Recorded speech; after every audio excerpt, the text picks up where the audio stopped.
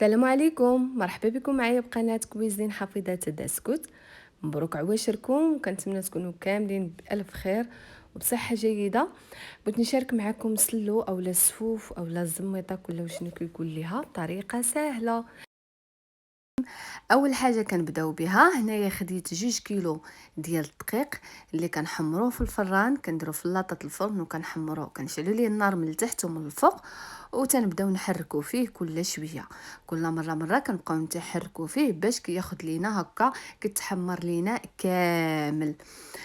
تقدروا ديروا الدقيق العادي الفورص اولا ديروا الدقيق ديال القمح الكامل، يعني اللي كتفضلوا تقدروا ديروه، اولا تحمروه في الكوكوط فوق النار حتى هو كيتحمر تياخذ لون زوين. وهنايا خديت 2 كيلو ديال اللوز اللي حتى هو تنحمروه اما في المقله ولا كتحمروه في الفران، يعني الطريقه اللي بغيتو. انا حمرته هنايا في الفران. وكذلك حتى الزنجلان كناخذوا 2 كيلو ديال الزنجلان اللي تا هو تنحمروه في المقله هكا. كتحمروا كتقابلوه، ما تخليوش هكا تيبدا يطرطق لكم بزاف، يعني تحسوا به غير هكا راه دخلاتو سخونيه. صافي كتحيدوه، صافي غادي ناخذ، انا نحيد غنقص من الزنجلان زلافه ومن اللوز زلافه باش غادي نهرمشهم. هنايا اللوز والزنجلان طحنتهم مزيان في الطحانه. تقدروا تطحنوه على برا، كطحنوه حتى كيولي لكم على شكل امل وبهذا الشكل هذا كيف ما كتشوفوا معايا. والدقيق حتى هو اللي حمرت حتى هو كتغربلوه، ضروري انكم تغربلوه مزيان.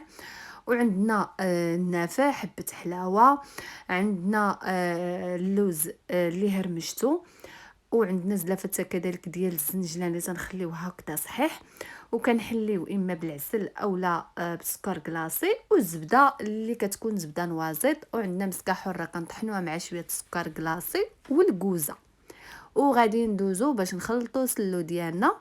انا كتاخدو قصريه ولا شي اناء عندكم كبير. انا هكا خديت هاد الاناء ديال الزاج كبير. غياخد ليا القياس اللي عندي ديال المكونات ديال سلو. غادي ندير فيه الدقيق كما قلت لكم، الدقيق كتغربلوه مزيان ما تيبقاوش فيه الحبيبات ديال الدقيق، باش هكا كتحيدوهم باش هكا ما يخسروش لكم سلو، لان كيكونوا هكا ما داخلهمش ما كيكونوش محمرين من الداخل.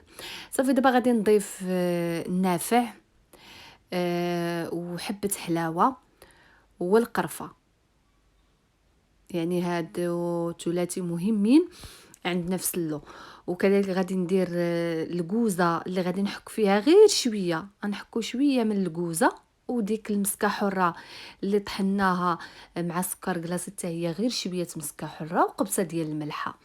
وغادي ندير داك الخليط ديال اللوز والزنجلان اللي طحناهم مزيان كيف ما كتشوفوا معايا تيكيوليو لينا على شكل بخاليني اولا على شكل املو.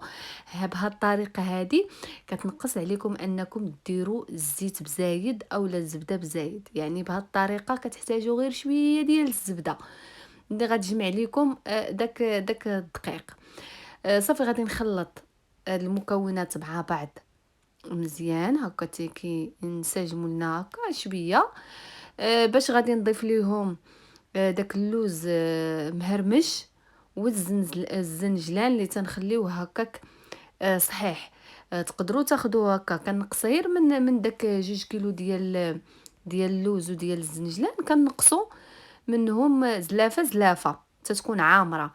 هنايا كتشوفوا معايا راني زدت شويه ديال الزبده، هذه الزبده اللي كندوبوها حتى كتكون لينا حتى كنحصلوا على ديك الزبده كتكون الشكل ديالها كيف ما شفتوا معايا، كتعطينا زبده اللي كتكون نوازيط، زبده نوازيط.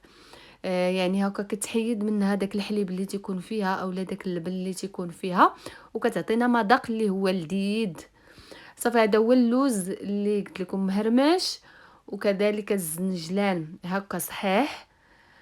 هنايا اللوز بغيتو تفسخوه وتقليوه وتهرمشوه، راه بامكانكم ديروا ديك الطريقه، تيعطي مذاق هكا لذيذ. داك اللوز اللي تيكون مقلي وتيكون مهرمش كيعطي مذاق بنين للسلو.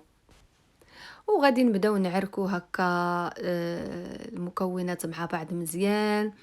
الناس اللي كيبغي انه يتخدم هكا بالايد مزيان، يتعرك مزيان، اولا تقدروا ديروا في العجانه. الا عندكم العجانه تبقاو ديروا هكا بشويه بشويه. صافي وانتم كيتخلط لكم مزيان. يعني راه نتوما ما حدكم كتبداو تخلطوا وتبداو تعركوا فيه، راه كيبقى يزيد كيطلق لكم الدهن، كيزيد يتزيد. ها نتوما حتى كيتجمع لكم سلو بهذا الشكل هذا. صافي راه سلو تيكون واجد وكتبداو تذوقوه. هنايا راكم كتحليوه اما بالسكر كلاصي اولا كتحليوه بالعسل.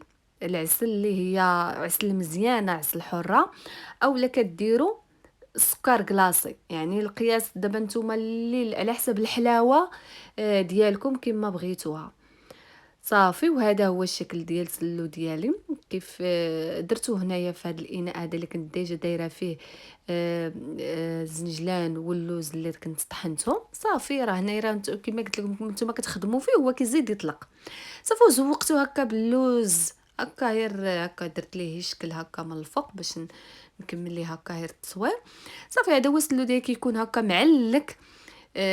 ما كيكونش ما تخليهش يكون ناشف، تيجي معلك، تيجي رائع في المذاق، بنين كيف ما شفتوا معايا. ساهل، مكونات ساهله، وكتحصلوا على سلو اللي تكون زوين. كنتمنى ان الفيديو ينال الاعجاب ديالكم. شكرا.